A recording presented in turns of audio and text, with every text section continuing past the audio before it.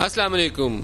आज हमारे साथ दो ख़ुसूसी मेहमान हैं और दोनों अपने शोबे के अंदर बहुत बड़ा नाम है। पूरी दुनिया में शोहरत कमाई और पाकिस्तान का नाम रोशन किया। ये पाकिस्तान के स्टार्स हैं, इंटरनेशनल स्टार्स हैं। एक ने क्रिकेट की दुनिया में पाकिस्तान का नाम रोशन किया और दूसरे ने म्यूज़िक और एक्टिंग की दुनिया में पाकिस्तान का नाम पूरी दुनिया में रोशन किया।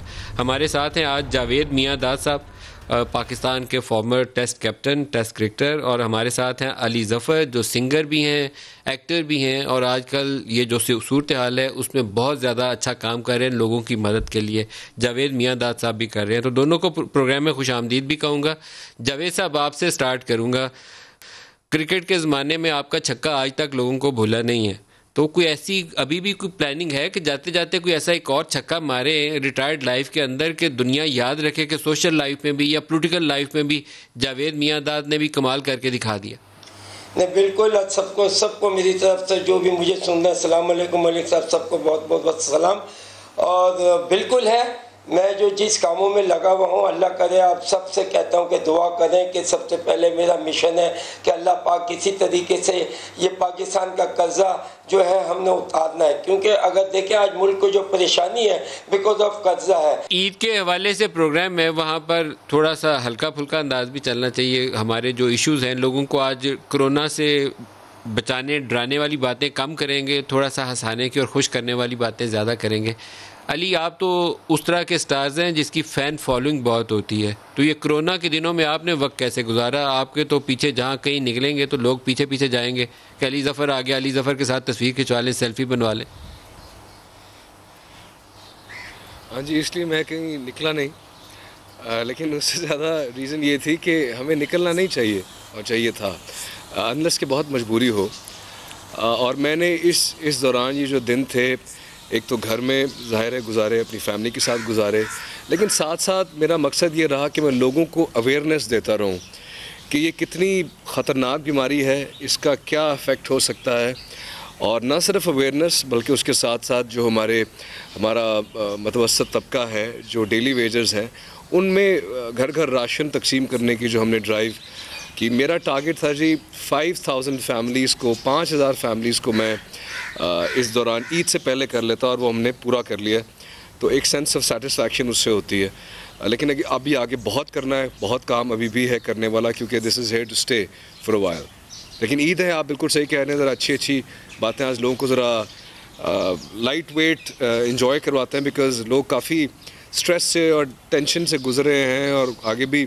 पहले तो कोई मजे का गाना सुना के स्टार्ट करें ना जी। वो छन्नों की आंख में वो क्या था जी आपका, वो सुना सकते हैं मुझे? मैं तो उल्टी बातें आज आपसे ऐसी पूछूंगा जिससे लोग हंसे, आज खुश हो। नहीं जी, छन्नों की आंख में तो नशा ही था बस, उसके अलावा और नशा जो है वो वैसे तो नहीं होना चाहिए। वो छन्नों थी कौन जिसकी आंख में नशा था? बस ये नहीं बताते होते सर, ये तो सीक्रेट्स होती हैं। सुनाई दे। वो छन्नों की आंख में एक नशा है, गाल पे उसके दिल का निशान है, इस पे फिर उसकी हया है, ओ दिल ले लिया है, ये दिल बोले डंग डंग डंग डंग डंग डंग डंग डंग डंग। ले जी ये मजा हुआ ना जी। ये ईद के प्रोग्राम का जावेद साहब ऐसे स्टार्ट होना है। अब आपने जैसे अभी अली ने मज़ा दिखाया ना, ऐसे ही एक मज़ा आप बताएं। आपका एक बड़ा मशहूर वाक़या है कि इंडिया के ख़िलाफ़, इंडिया की पिटाई करके आपको मज़ा बड़ा आता था। वो चेतन शर्मा को जो आपने छक्का मारा हुआ है, पूरा इंडिया अभी तक उस छक्के को भूला नहीं है।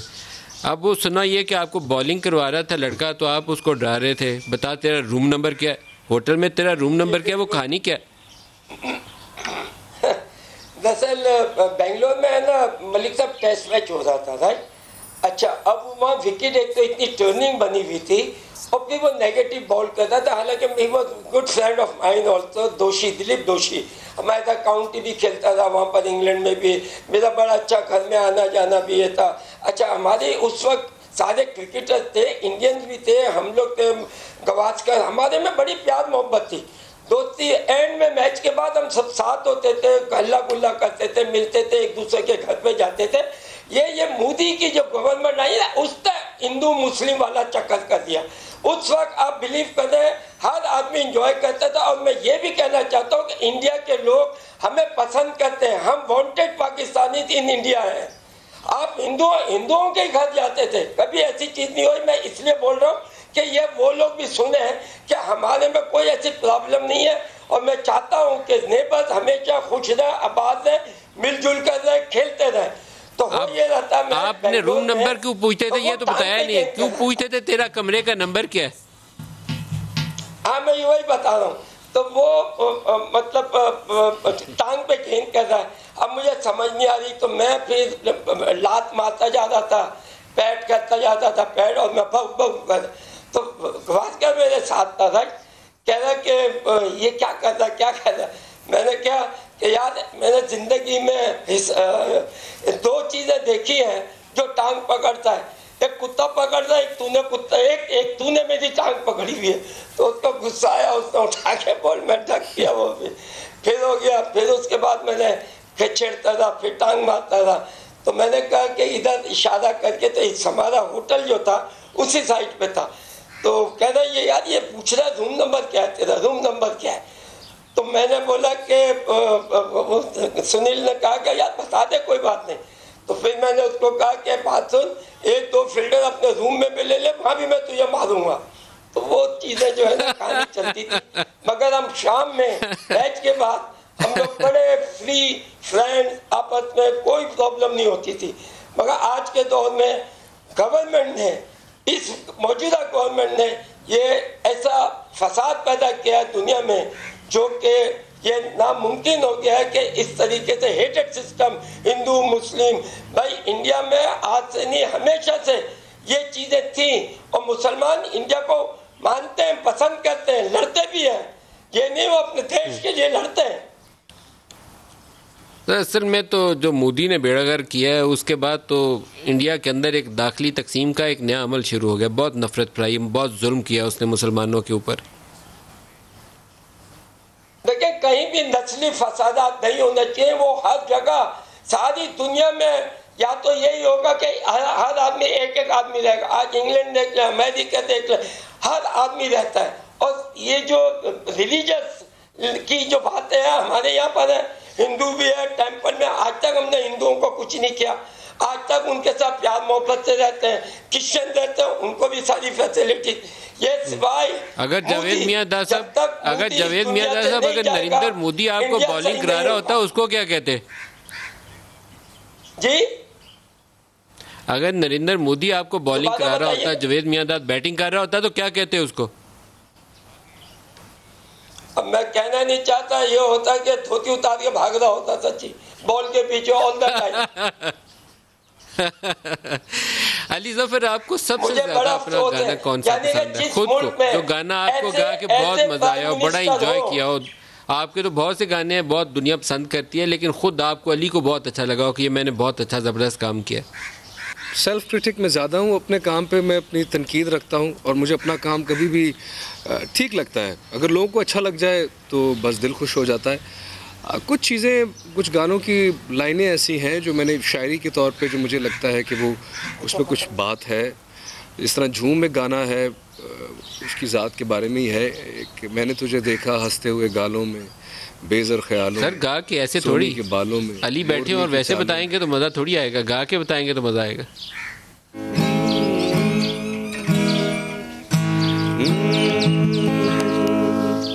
ओ मैंने तुझे देखा हंसते हुए गालों में, बेज़र ख्यालों में, हुस्न के हवालों में, सोनी के बालों में, मोरनी की चालों में, मट्टी के प्यालों में, पीतल के थालों में। जितनी तू मिलती जाए उतनी लगे थोड़ी थोड़ी, जब भी तू ले अंगड़ाई आके मेरे ओरी, तो दिल झूम झूम चले झूम झूम, सोने यार दिल झूम झूम चले झूम झूम, सोने यार। पाकिस्तान की आवाम अरे के लिए वाह, कुछ भी जी। ये ना अली के जब वाकई बंदे को थोड़ा सा अपने आप को रिलैक्स करना हो ना, झूमने का दिल हो, मज़ा चेयर पे बैठ के पीछे होके, तो तब ये गाना सुनना चाहिए। मज़े का, बहुत अच्छा लगा।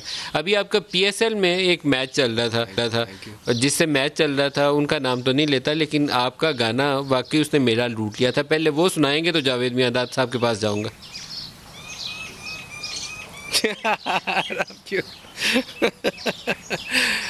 वो था,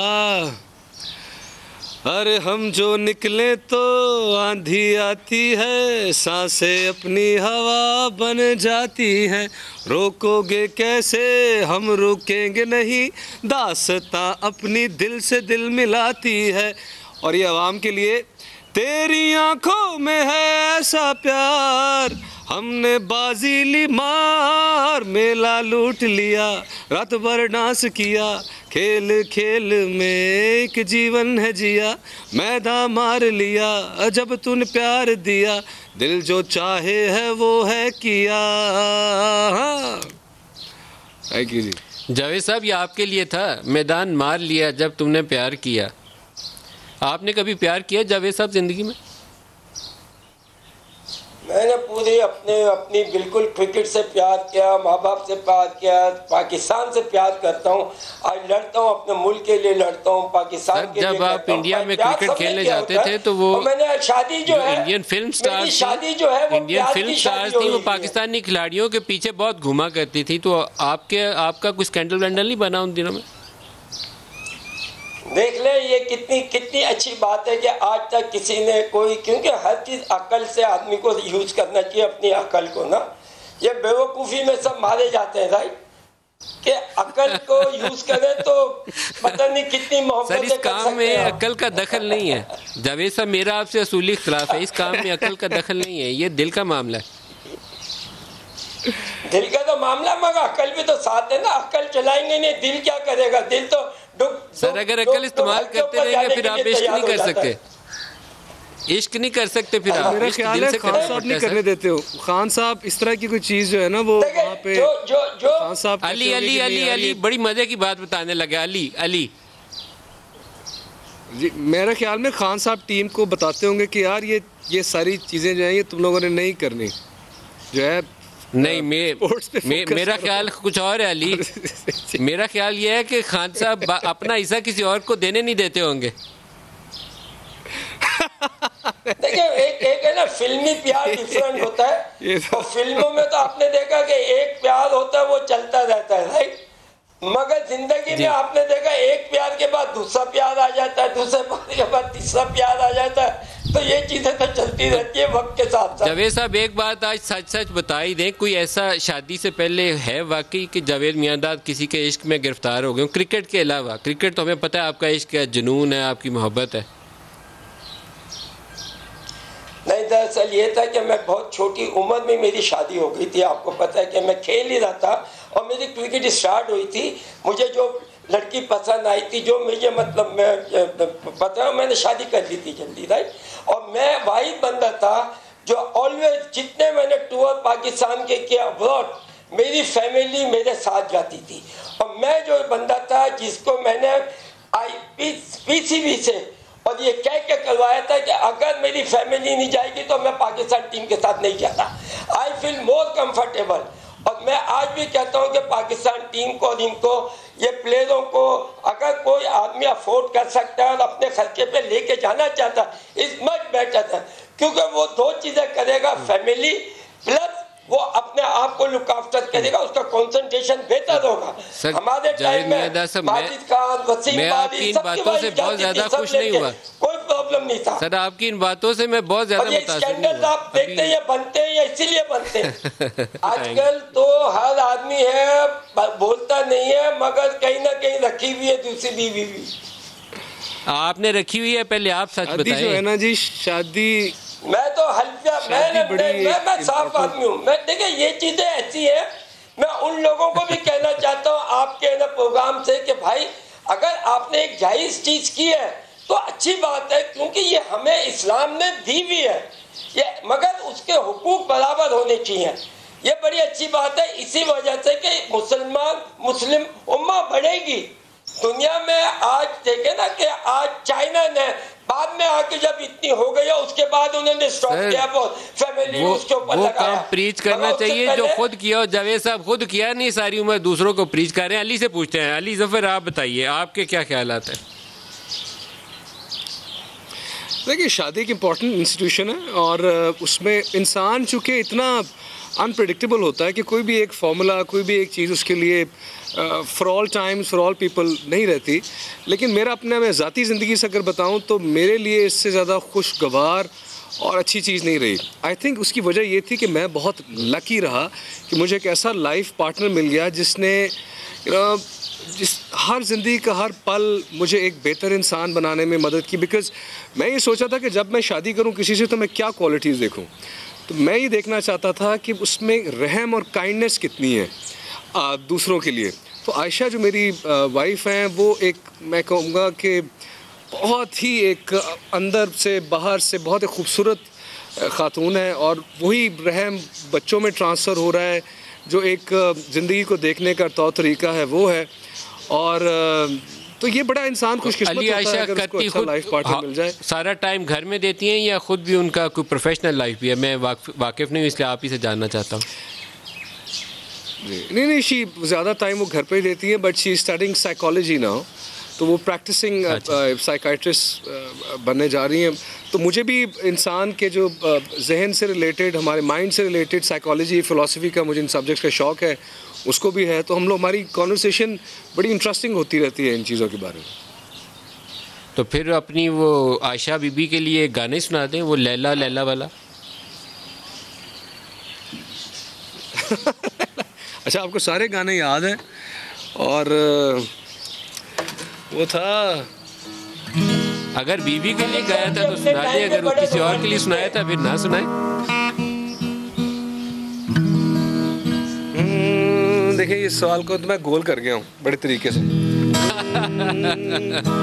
बलोची फोक, हमारे बलोची भाइयों के लिए, कोयटा से एक लड़की थी रूज फातिमा, बहुत ही अच्छा वो गाती हैं, साल की उनकी उम्र थी। ओ तो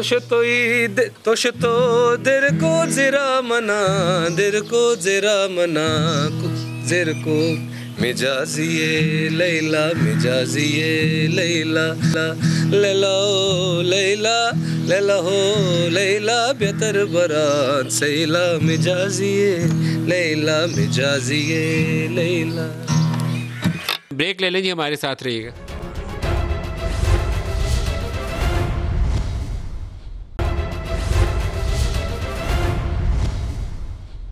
प्रोग्राम में दोबारा खुश आमदीद कहते हैं। जावेद साहब, आप कौन सा गाना सुनाएंगे? आज आप हमें गाना भी सुना दें। मुझसे पूछ रहे?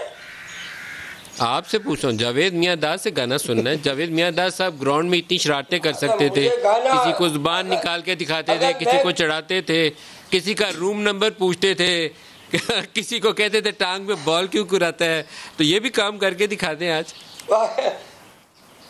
अगर ये करना होता तो आ जाना बेचारा, मैं आ जाना गाने गा रहा होता और भाईजान जो है ना आज क्रिकेट खेल रहे होते। ये आवाज़, ये कुछ ऐसे कभी आज तक कैसे शौक, दरअसल सुनने का शौक है। और अली भाई जावेद साहब, मेरा एक सवाल है। मैंने आपने कहा कि जब इंडिया पाकिस्तान की टीम खेलती थी उस वक्त बहुत बड़ा अच्छा रहता था दोस्तों की तरह, तो और बाद में मैच के बाद हम लोग बैठ के दोस्तों की तरह बैठा करते थे और गपशप किया करते थे। तो क्या ऐसा भी होता था कि रात को या मैच के बाद जब इकट्ठे होते थे तो कोई गाने वाने, कोई एक आध प्लेयर जिसको गिटार आता हो, कोई गाने गा रहा है, सब साथ में गाने गा रहे हैं, साथ में डांस कर रहे हैं, ऐसा भी होता था कभी? नहीं होता था, बिल्कुल गाते थे, लड़के गाते। हमारे अल्लाह बख्शे तस्लीम आदि बहुत अच्छा गाते थे और बल्कि हर फंक्शनों में भी गाया। गाना तो आता है मगर ये है कि लफ्ज़ नहीं आते। हर आदमी गुनगुनाता ज़रूर होगा मगर लाजिम बात है कि वो उस तरीके से गुनगुनाता होगा कि जो है ना टीवी पे और इस पे तो बोल भी नहीं सकते कि लोग और मारेंगे हमें। अच्छा, फिर आपका इस मामले में हाल मेरे वाला ही, मेरा बहुत बुरा हाल है। मैं एक दिन अताउल्लाह ईसा खेलवी साहब से कह रहा था कि मुझे वो आपका गाना बहुत पसंद है, वग दिए रावी, लेकिन इसके बाद मैं अगला जुमला नहीं बोल सकता कि आप उसमें कंगियाँ फेंकते हैं कि छलियाँ फेंकते हैं, लेकिन बस ये मुझे इतना जुमला आता है, वग दिए रावी। आगे क्या करते हैं, बेचो सुट्टा कंगना करते हैं और बस ख़त्म, इसके बाद आगे नहीं गा सकता। इमरान खान से आपकी दोस्ती बहुत थी, आप क्रिकेट फील्ड में उनको मशवरे देते थे, बॉलर ये लगा दो, फील्डर यहाँ खड़ा कर दो। तो जब से वो पहले तो क्रिकेट टीम के कप्तान थे, पाकिस्तान के कप्तान बने, कितने मशवरे दिए जावेद मियांदाद ने उनको, नवाज शरीफ को अंदर कर दो, जरदारी को अंदर कर दो, पकड़ लो इन सारों को, छोड़ना ना, अंदर डाल दो सबको। इसमें जावेद मियांदाद का मशवरा शामिल था। सारी दुनिया में जो है एक कानून है और कानून के दायरे में जो भी चीज़ आती है वो सबके साथ होनी चाहिए और यकसा होनी चाहिए। हमारे यहाँ प्रॉब्लम जो पॉलिटिक्स की प्रॉब्लम है कि जिसकी लाठी उसका सर है, ये चीज़ें गलत है। आज दुनिया में मेरी परवरिश जो है ऑल ओवर द वर्ल्ड हुई है। पाकिस्तान में मैं बताएं 16 साल की उम्र से बाहर चला गया था और मैं क्रिकेट खेलता रहा पूरी दुनिया में। मैंने तो आप समझते हैं कि जो इमरान खान ने ये लोगों को पकड़ के जेलों में बंद किया है, गलत किया है जावेद साहब? देखिए कानून क्या कहता है, सबसे पहले पाकिस्तान का जो एक आइन बना है उसके तहत जो भी आता है आपको वो करना पड़ेगा, चाहे कोई भी प्राइम मिनिस्टर हो, कोई भी प्रेसिडेंट, और इसके ऊपर इमरान ने सही किया या गलत किया? सर आप इस सवाल को दाएं बाएं से नहीं बच सकते जावेद साहब। भाई देखिए सजा क्यों नहीं होनी चाहिए? अगर आप सजा के दायरे में आते हैं, आज मैं अगर कत्ल करूं तो मुझे कत्ल करने से पहले ये पता होना चाहिए कि मुझे फांसी लगेगी। अगर जब उसको ये ख्याल नहीं होगा कर रहा है उसके बाद भी उसको ना डाले तो ये कहाँ का इंसाफ है? जो ऊपर बैठा आज इमरान उस जगह पे ये देखें ना, अब ये बात अब आपने पते की बताई है, ये बात आपको इमरान खान को बतानी चाहिए थी भाई, पहले उसको बता तो सही कि जुर्म क्या है जिसमें अंदर डाल रहा है, अंदर डाल के जुर्म ढूंढ रहा है। ये बात आपने इमरान को कही नहीं? नहीं, जो सुन रहे हैं, मैं तो आपके प्रोग्राम में जो बात कर रहा हूँ वो सही कर रहा, होना यही चाहिए। यानी कि अगर मैंने गुनाह नहीं किया है तो मुझे आप सजा दे रहे हो तो आप ही मर जाओगे, वो सारा अलर्ट। देखिए अल्लाह का कानून का भी नहीं पता, इस साथ दे, गलत करोगे वैसे ही जाओगे। ये दिल अल्लाह जानता है। इमरान खान ने आपका ये बयान सुन लिया तो उसको लगेगा कि आप अपोजिशन से मिल गए हैं। इमरान खान ने आज कहना है जावेद भाई अपोजिशन से मिल गए हो आप भी।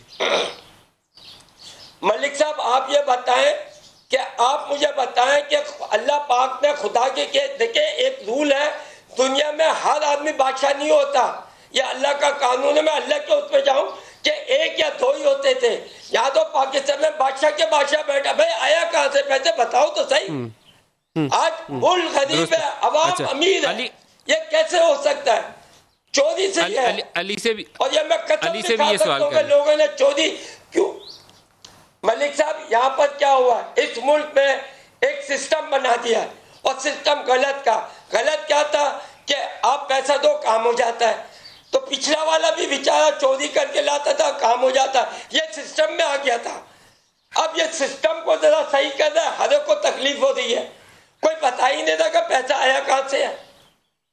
आज लोग मर गए, एक सिस्टम ऐसा है कि पैसा दे काम करा ले, गरीब आदमी मर गया वो पैसा नहीं दे सकता, तो ऐसे लोगों को चौराहे पे ले जाके खड़ा करके हैंग करे, डरते क्यों है?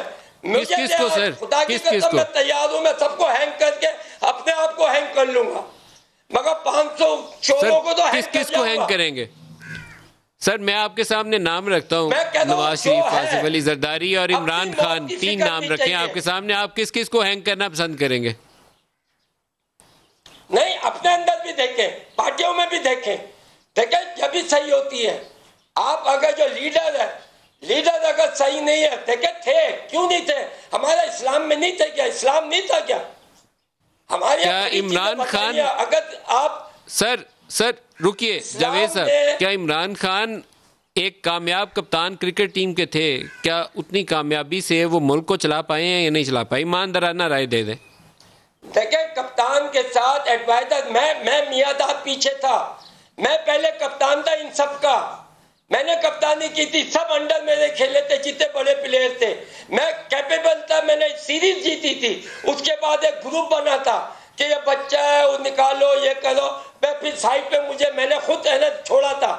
मैं जीता हुआ कप्तान, मैंने पाकिस्तान टीम कप्तानी की छोड़ी थी। मैंने कहा मुझे मुल्क के लिए खेलना, मुझे कप्तानी तो दी थी तो मैंने किया, क्योंकि मेरे अंदर इतनी सलाहियत थी। एच कालदार साहब ने उस वक्त मुझे बनाया था, दे ऑल प्लेड अंडर मी। तो आपको लगता है कि इमरान खान से फिर मुल्क सही नहीं चलाया जा रहा, ये लगता है आपको? देखें, हर चीज एक आदमी नहीं कर सकता, उसके विंग स्ट्रॉन्ग होने चाहिए, विंग के साथ चलता। उसकी क्या टीम सही है? आसान नहीं होता मुल्क को। क्या इमरान की टीम सही है या नहीं है? पहले थे, देखिए, मुल्क को चलाने के लिए पहले प्रॉब्लम या इस मुल्क में ये है कि यहाँ वन साइडेड आपको वो मेजोरिटी नहीं मिलती है। कोलिएशन में आप जाएंगे। जावेद साहब, क्या इमरान खान की टीम दुरुस्त है या नहीं है मुल्क चलाने के लिए? जी, मुल्क चलाने के लिए इमरान खान की टीम दुरुस्त है या नहीं है? देखिए, मैं जो पूरी एक चीज के साथ आज की दौर में मैं ये कह रहा हूँ कि कोलिएशन में हमेशा मुल्क को प्रॉब्लम रहेगी, प्राइम मिनिस्टर को प्रॉब्लम रहती है। अभी आप देखेंगे कि अभी जब इलेक्शन आने लगेंगे ना, तो यही जो कोलिएशन वाले कैसी है ना, पीछे है ना, बैकफुट पे जाना शुरू होंगे। ये तो हमारे मुल्क की सियासत है। आप सवाल से बच के निकल गए। मुझे एक ब्रेक लेने से वापसी पे अली जफर की तरफ आते हैं। अली जफर से भी सियासी सवाल पूछते हैं। ब्रेक ले लें जी, हमारे साथ रहिएगा।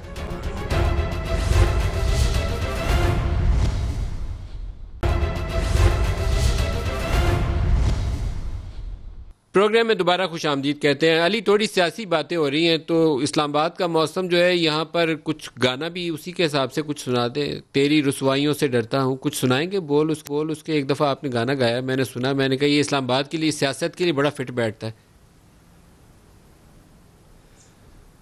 सियासत के लिए तो एक और गाना ज़्यादा फिट बैठता है, सुनाइए। वो कुछ इस तरह है।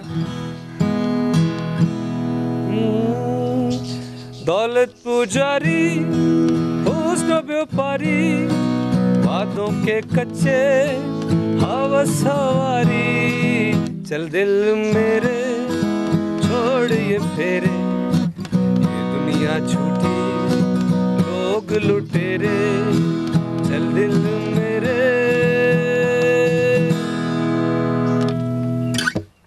सियासत पे देखिए, मैं ये अगर कोई बात ऑन अ सीरियस नोट, थोड़ा सा लाइट अंदाज में सीरियस नोट पे अगर करें, देखिए, बात को अगर हमें, जब तक हम जूम आउट नहीं करेंगे ना, मसले का जूम आउट करके उसको नहीं देखेंगे, तब तक हम कैंसर को डिस्पिन से मारने की कोशिश करते रहेंगे।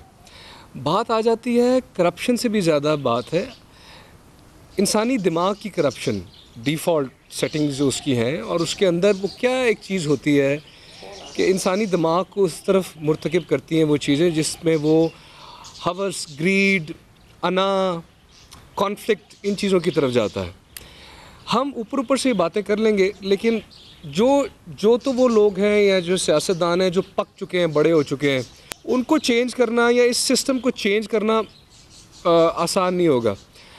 What we need to do is, हमें एक नई जनरेशन पैदा करनी होगी through a new education system, जो कि अब से, जिसमें 10, 15, 20 साल बाद जाके जो आप अवेकनिंग की बात कर रहे हैं, क्योंकि दुनिया इस दौर में एक नई अवेकनिंग की तरफ जा रही है। अगर आप उस तरह से देखें, अगर लोगों को ये एहसास हो जाए, आपको अगर तो उस तरफ जा सकती है या उस तरफ। आप लीड करें उस प्रोसेस को, तो आप उस प्रोसेस को लीड करना चाहेंगे, बच्चों को उस तरफ माइल करना चाहेंगे, वो नारे देंगे कि हमें समझ के, सोच के, शफाफियत के साथ पाकिस्तान को चलाना है, ये आवाज़ उठानी है, ये आवाम के हक़ हैं, रोटी, पानी, सिक्योरिटी, ये फंडामेंटल राइट्स हैं, आज़ादी राय, ये बोलेंगे आप? अली बात करेंगे इसके ऊपर? देखिए, जब टाइम आएगा, और अगर टाइम मेरे ख्याल में ये नहीं कि आएगा, टाइम हर वक्त ही होता है, हम सबको ये बात करनी चाहिए। मैं ये चाहता हूँ एक चीज़ समझनी, हमारी एक साइकी है, हम समझते हैं कि कोई मसीहा आएगा और वो हमारी सारी मुश्किलें ठीक करके चला जाएगा। मैं लोगों को और अपनी यूथ को ये कहना चाहता हूँ कि आप सबके अंदर एक लीडर है, आप सबके अंदर एक क़ुव्वत है, एक एनर्जी है जो खुदा ने आपको डायरेक्टली अता की है, और वो कहता है कि मेरे से डायरेक्ट दुआ मांगो, मेरे से डायरेक्ट कनेक्ट करो, या का नाबुदू व या का नस्ताइन। प्रॉब्लम ये आता है कि जब हम बहुत ज़्यादा डिपेंड करना शुरू कर देते हैं। अब ये भी बात सही है कि हाँ, इस प्रोसेस के अंदर कुछ लीडर्स होते हैं, कुछ फॉलोअर्स होते हैं।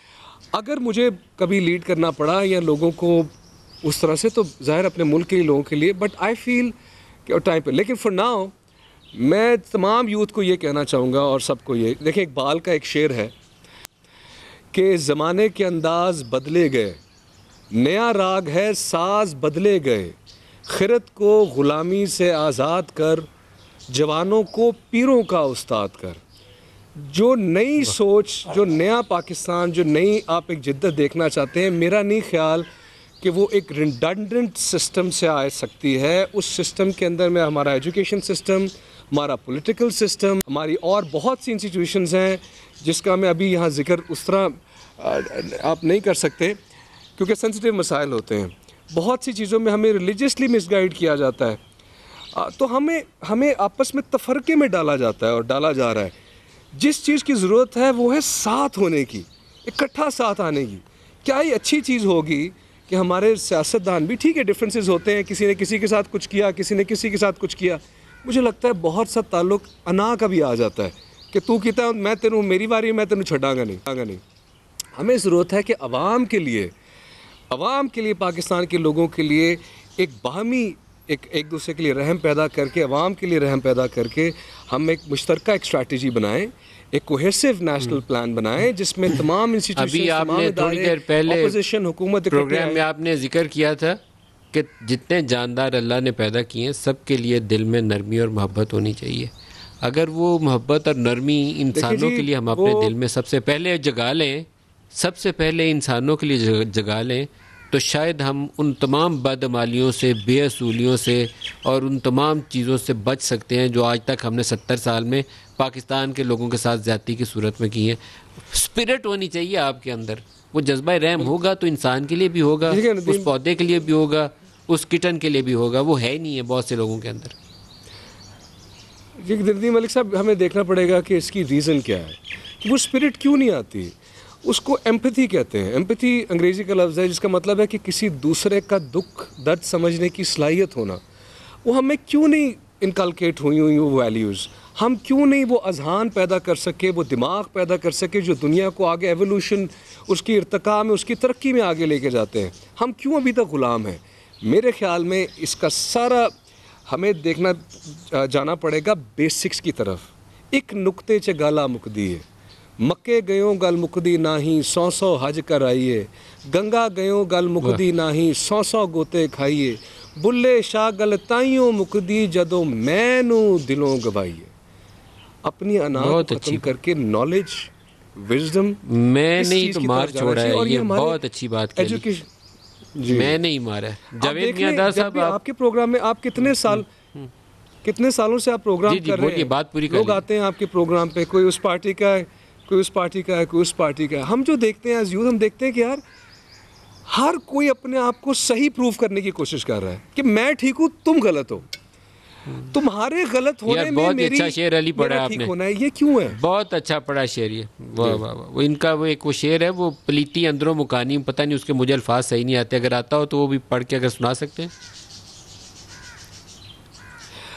बुल्ले शाह की बहुत सी इस तरह की चीज़ें देखें। हम अपने आप को कहते मुसलमान हैं, कहते सूफ़ी हैं, कहते हम पढ़ाइयाँ भी सब कर रहे होते हैं, लेकिन उसकी जो एसेंस है ना, जो उसकी स्पिरिट है, हमारे नबी करीम सल्लल्लाहु अलैहि वसल्लम की जो टीचिंग की, हम स्पिरिट की तरफ हम उसको नहीं समझ पाए कि वो क्या बात करके गए हैं। आखिरी खुतबे में क्या उन्होंने लेसन दिया है जो आज तक तमाम दुनिया की कौमों के लिए, अक़वाम के लिए, अगर आप उसको पढ़ें कि तमाम इंसान आदम की औलाद और बराबर हैं, किसी गोरे को काले पे, अरबी को अजमी पे कोई फ़ौक़ियत हासिल नहीं है। तो मेरे से बेहतर शख्स वो है जो ज़्यादा परहेज़गार। तो बात ख़त्म हो गई। वो रब्बुल आलमीन है, उसने कहा है, उसने ये नहीं कहा मैं रब्बुल मुस्लिमीन हूँ। तो बिल्कुल ये रब्बुल आलमीन और रहमतुल लिल आलमीन दोनों के देखें वो, ये तो खैर तरफ बात ही है। ये जिस दिन हमने ये समझ लिया उस दिन सारे काम दुरुस्त हो जाएंगे। जावेद मियांदाद साहब, अगर आपको पाकिस्तान का कप्तान बना दिया जाए, पाकिस्तान का वज़ीर आज़म बना दिया जाए, तो कौन से ऐसे 3 काम आप करना पसंद करेंगे जिससे पाकिस्तान ठीक हो जाए?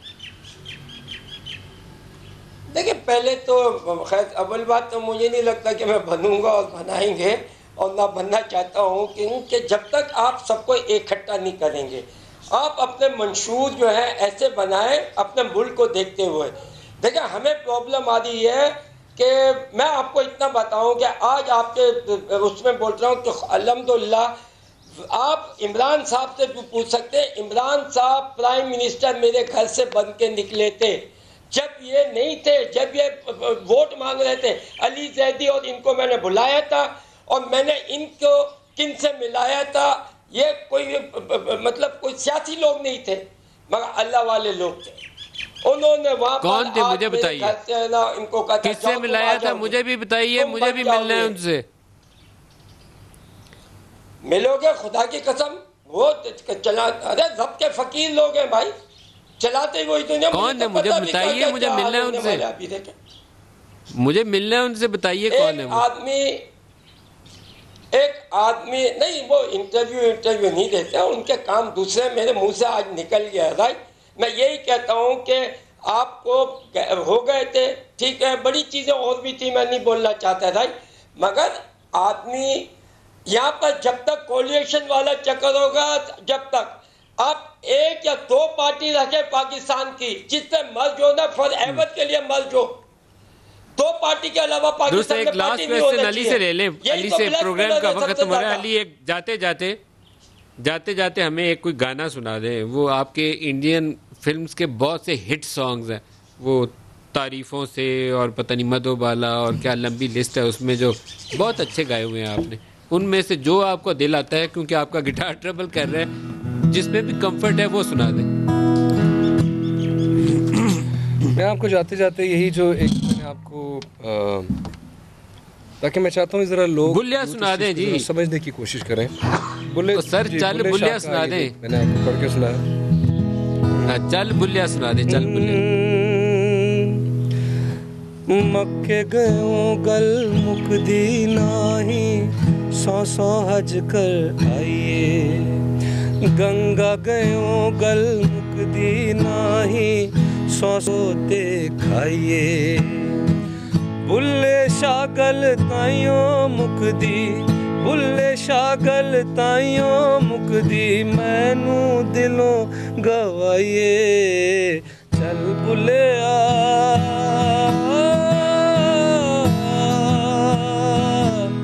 चल बुल्लिया, चलो थे चलिए जिथे सारे अन्ने।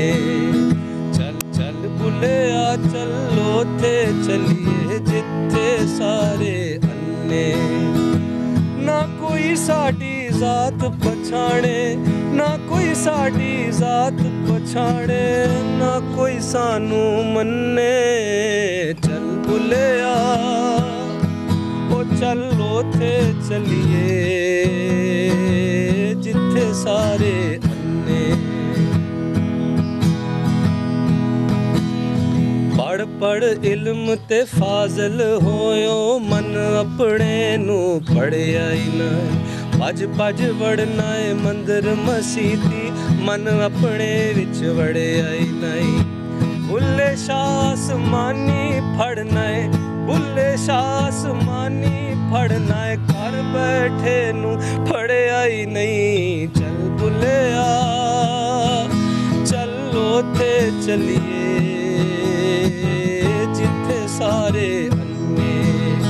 ना कोई साडी जात पछाणे, ना कोई साडी जात पछाणे, ना कोई सानू मन्ने। चल बुल्लिया चलो थे चलिए जिथे सारे अन्ने। वाह वाह अली ज़फ़र, अल्लाह आपको और ज़िंदगी में कामयाबियाँ दे और अच्छे अच्छे गाने भी गाएं। नातें आपने बहुत खूबसूरत पढ़ी हैं, अल्लाह उसमें भी आपको और कामयाबियाँ दे। और जावेद मियांदाद साहब, आप जिस मिशन पे निकले हैं आपके लिए भी दुआ गो। और इमरान से मिलके उनको ये मशवरा जो भी आपने प्रोग्राम में दिया वो ज़रूर दीजिएगा कि कप्तान के साथ टीम भी होनी चाहिए 11 खिलाड़ियों की, फिर मैच जीता जाता है। आज के प्रोग्राम से इतना ही, खुदा हाफिज़।